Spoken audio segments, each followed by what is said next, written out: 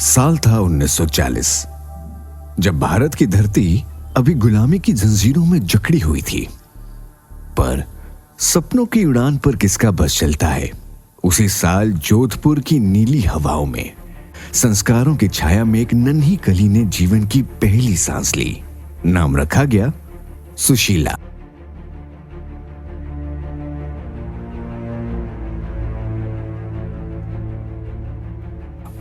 उस समय किसने सोचा था कि यह नाम, जो सुनने में इतना सरल लगता था, एक दिन असीम साहस और संघर्ष की मिसाल बन जाएगा। वह बच्ची जब मां की गोद में बैठकर गांव की स्त्रियों के दर्द भरे किस्से सुनती तो उसकी आंखों में सवाल तैरने लगते। क्या औरत की नियति सिर्फ सहना ही है? यही सवाल आगे चलकर एक क्रांति का आधार बना। जिसको अपने कर्मों पर विश्वास हो, भाग्य उसकी परीक्षा लेने लगता है। विवाह के महज 1.5 साल बाद मात्र 21 वर्ष की उम्र में सुशीला जी ने अपने पति को खो दिया। लगा दुनिया खत्म हो गई, सब कुछ तितर बितर हो गया। समाज ने भी कहा चुप रहो, सहन करो, पर सुशीला जी ने चुप्पी को चुनकर उसकी दीवार नहीं बनाई, बल्कि उसे सीढ़ी बना लिया। उन्होंने आंसुओं को छिपाकर नहीं, उन्हें सेवा में पिघलाकर एक नई दिशा बनाई। उन्होंने कभी अपनी आवाज ऊंची नहीं की, पर हर कदम इतना संतुलित और स्थिर रखा कि वक्त ने खुद झुककर उन्हें रास्ता दिया। समय चीख कर कह रहा था, सुशीला, यहीं खत्म होता है तुम्हारा सफर। लेकिन सुशीला जी ने ठान लिया था, वे ना रुकेंगी, ना झुकेंगी। अपने जीवन के खालीपन को उन्होंने किताबों से भर दिया। जहां आंसू थे वहां उन्होंने शब्दों की स्याही भर दी। खुद को समेटा और पढ़ने निकल पड़ी। राजस्थान विश्वविद्यालय से बीए और फिर एमए बीएड जोधपुर विश्वविद्यालय से की। एक विधवा स्त्री आत्मा में ज्वाला लिए अकेले सफर पर निकल पड़ी। उन्होंने शिक्षा को सिर्फ ज्ञान का साधन नहीं माना, बल्कि आत्मनिर्भरता की चाबी समझा। और फिर 1966 में उन्होंने वनस्थली विद्यापीठ से अध्यापन जीवन की शुरुआत की। श्वेत साड़ी में लिपटी, शांत मुस्कान लिए जब वे कक्षा में खड़ी होती तो छात्राएं को सिर्फ उत्तर नहीं देती थी, बल्कि सवाल पूछना सिखाती थी। वे चाहती थी कि हर लड़की सोचे, समझे और खुद पर भरोसा करे। फिर वो सन 1967 महेश शिक्षक प्रशिक्षण महाविद्यालय जोधपुर की प्राध्यापिका बनी। एक ऐसा मुकाम जिसने साबित कर दिया, जब इरादे पक्के हो तो कोई मंजिल दूर नहीं। ज्ञान आत्मा को सींचता है, लेकिन करुणा समाज की जड़ों तक पानी पहुंचाती है। उनका सपना कक्षा तक सीमित नहीं था, वो उन आंखों तक पहुंचना चाहती थी जिनमें रोशनी नहीं थी। उनका मन सिर्फ पाठ्यक्रम में नहीं था, बल्कि समाज को बदलने में था। जब सुशीला जी के पति श्री पारसमल बोहरा गंभीर रूप से बीमार पड़े तो उनकी आंखों की रोशनी चली गई। इस घटना ने सुशीला जी को भीतर तक झकझोर दिया, लेकिन इसी घटना ने उनके भीतर की दृष्टि को जागरूक भी कर दिया। सुशीला जी समझ गई थी कि जिन आंखों को दुनिया का उजाला नहीं दिखता, दुनिया भी उन्हें अनदेखा कर देती है। तो उन्होंने अपने भीतर की आंखें खोली और सेवा का एक बीज बो दिया। 1977 का वर्ष था। जोधपुर की धरती पर एक छोटे से मंदिर में 2 बच्चों के साथ शुरू हुई एक मुहिम। ना कोई संसाधन, ना सहारा, बस एक दृढ़ इच्छा शक्ति जो पत्थर को भी पिघला सकती थी। और फिर नेत्रहीन विकास संस्थान के रूप में अंकुरित हुआ सेवा का वो बीज जो आज एक वट वृक्ष बन चुका है। यहाँ अंधेरे से डरा नहीं जाता, उसे जीता जाता है। ब्रेल लिपि की किताबें, संगीत की स्वर लहरियां, कंप्यूटर की कक्षाएं, हर कोना एक संदेश देता है। ये जगह दया से नहीं, सम्मान से बनी है। आज इस संस्थान की शाखाएं फैल चुकी हैं।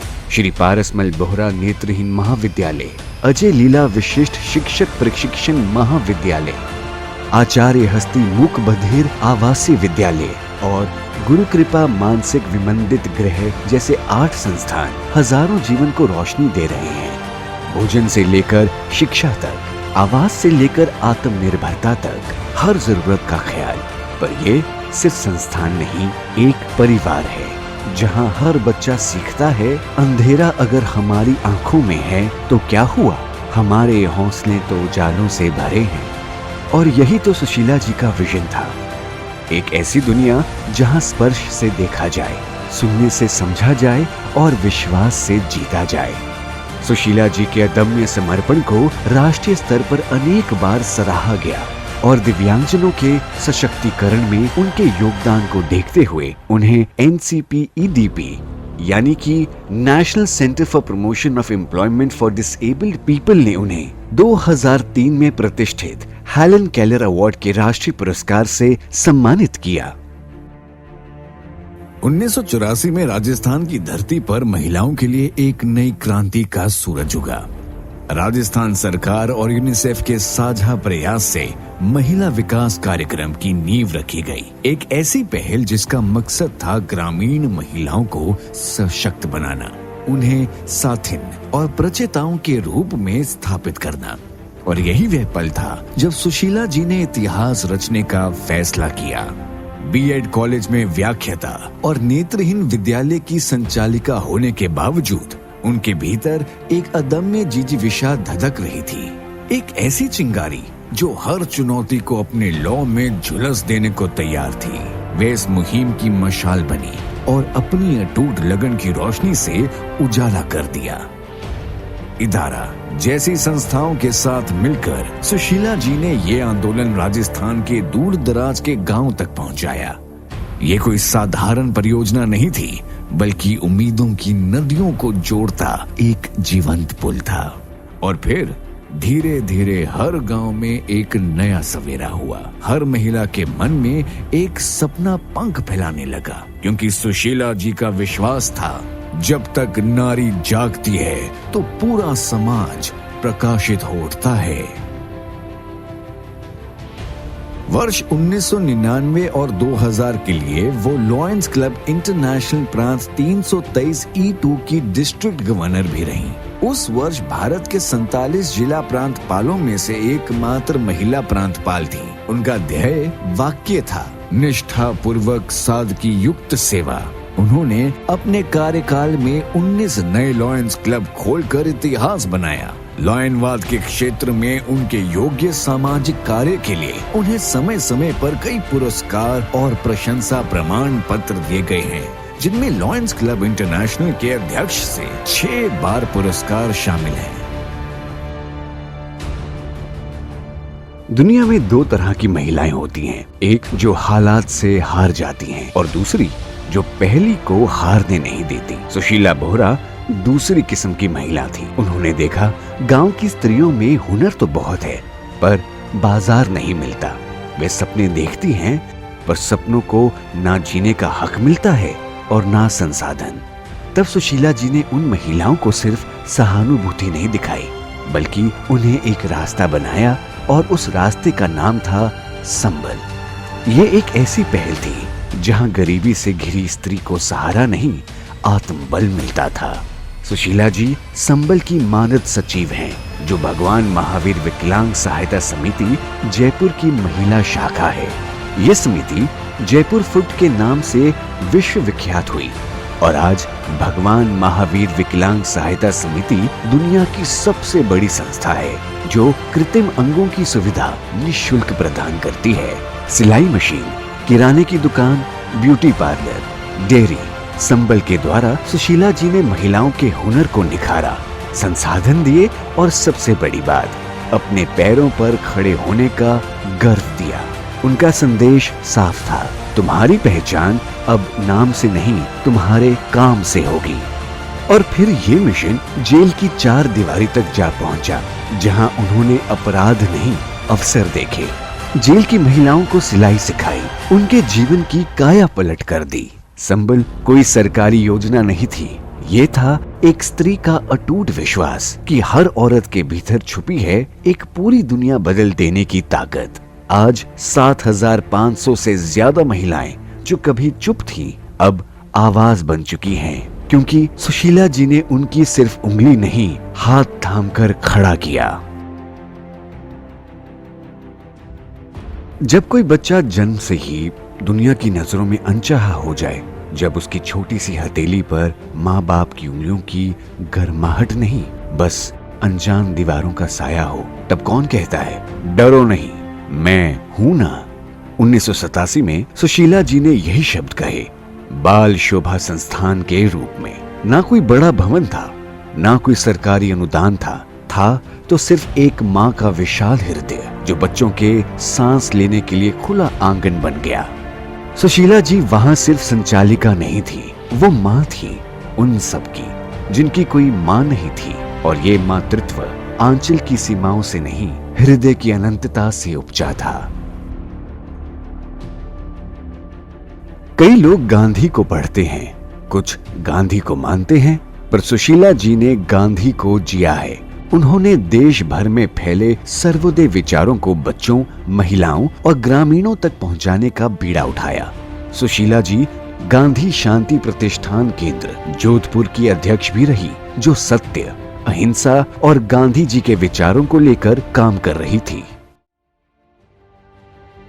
अध्यात्म रुचि अगर सिर्फ पूजा तक सीमित हो तो वो आत्मा तक नहीं पहुंचती। सुशीला जी को बचपन से ही जैन दर्शन में रुचि थी, लेकिन प्रवचन देने से पहले उन्होंने प्रवृत्ति छोड़ी और संवेदना अपनाई। उन्होंने अनेक स्कूलों में करुणा क्लब्स शुरू करवाए, बच्चों को अहिंसा का अर्थ समझाया, पढ़ाकर नहीं छूकर।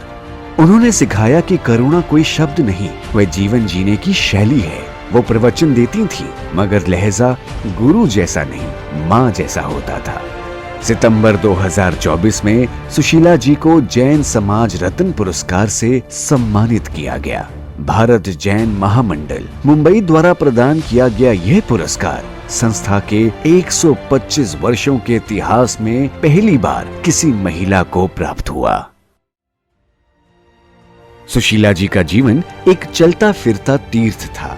शिक्षा, सेवा और साधना के साथ साथ उन्होंने पूरे भारत, यूरोप, अमेरिका, मध्य एशिया, दक्षिण पूर्व एशिया और खाड़ी देशों की यात्राएं की।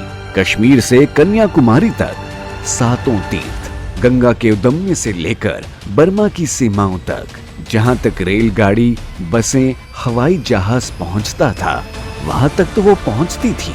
जहां रेलगाड़ी, बसें, हवाई जहाज नहीं जाते वो वहां भी गई।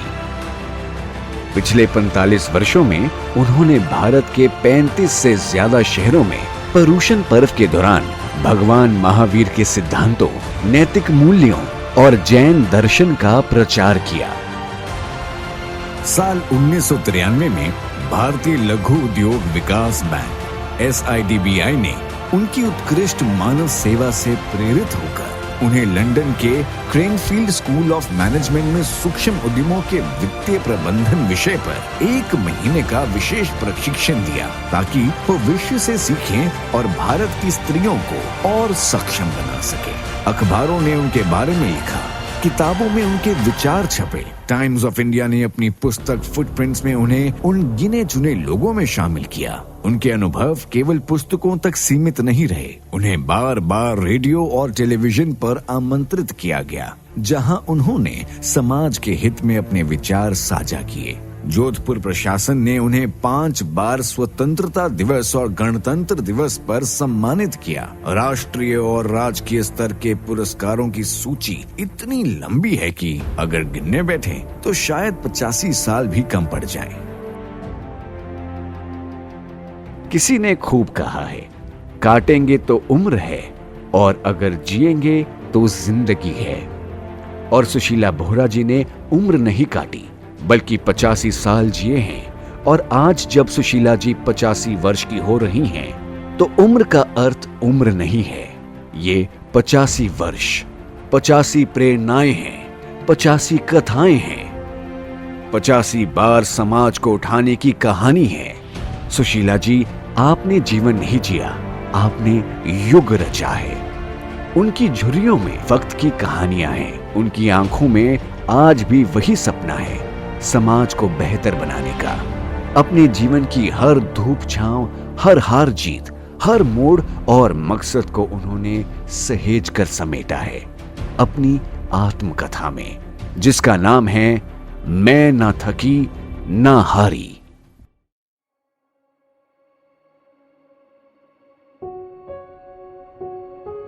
कांटों को छुए बिना मधुबन मिला है किसको, देहली को लांघे बिना आंगन मिला है किसको। जीवन एक संघर्षमय यात्रा है और कुछ असाधारण व्यक्तित्व अपने साहस, संकल्प और सेवा भावना से इस यात्रा को न केवल सफल बनाते हैं बल्कि दूसरों के लिए भी प्रेरणा स्रोत बन जाते हैं।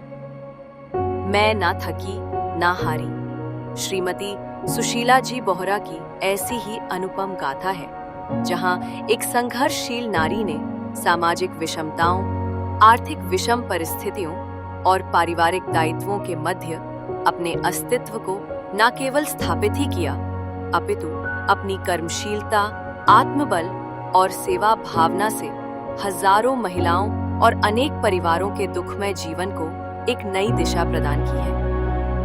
ये आत्मकथा जीवंत प्रतीक है उस नारी शक्ति का जो अपनी आस्था, परिश्रम और संकल्प से असीम संभावनाओं का सृजन कर सकती है। ये पुस्तक उस अग्नि की तरह है जो भीतर की शक्ति को जागृत करती है और कहती है संघर्ष अंत नहीं, नव आरंभ का साक्षात्कार है। ऐसी उनकी प्रेरक आत्मकथा मैं न थकी न हारी का लोकार्पण 18 मई 2025 को जोधपुर में आयोजित एक भव्य समारोह में हुआ। एक ऐसी किताब जो सिर्फ कागज पर नहीं बल्कि हर उस औरत की आंखों में लिखी गई है जो अपनी नियति से संघर्ष कर रही। साथ ही एक विशेष प्रदर्शनी ने सबका ध्यान खींचा। ये कोई साधारण प्रदर्शनी नहीं थी बल्कि समय के पन्नों से निकलकर एक जीवंत कविता थी। जैसे जैसे लोग प्रदर्शनी से गुजरते उनकी आंखें नम हो जाती। पुराने अखबारों की पीली पड़ चुकी कतरनों से लेकर नेत्रहीन विद्यालय की धुंधली तस्वीरों तक हर एक प्रदर्शनी का टुकड़ा मानो सुशीला जी के जीवन के एक अध्याय को जीवंत कर देता। यहाँ प्रत्येक चित्र, प्रशस्ति पत्र, अभिनंदन पत्र, स्मृति चिन्ह, पुरस्कार एवं अनेक सम्मानों से सुसज्जित दीवारें सुशीला जी के उस विश्वास को दोहरा रही थी जो उन्होंने 85 वर्षों की कठिन तपस्या से अर्जित किया। संघर्ष ही सफलता की कुंजी है और सेवा ही सच्चा सुख। ये उक्ति उनकी विशाल प्रदर्शनी को देखकर चरितार्थ हो रही थी। सच मानो तो ये प्रदर्शनी उनकी आत्मकथा का ही एक सजीव अध्याय बन गई जो पन्नों से निकलकर दिलों में उतर आई थी। 85वें जन्म दिवस के अवसर पर आयोजित उनकी जीवन यात्रा की प्रदर्शनी एवं उनकी पुस्तक मैं ना थकी ना हारी के लोकार्पण ने सभी को मंत्र मुक्त कर दिया और सभी सुशीला जी के सादगी युक्त जीवन एवं निष्ठा पूर्वक सेवा की भावनाओं से अभिभूत होकर गए।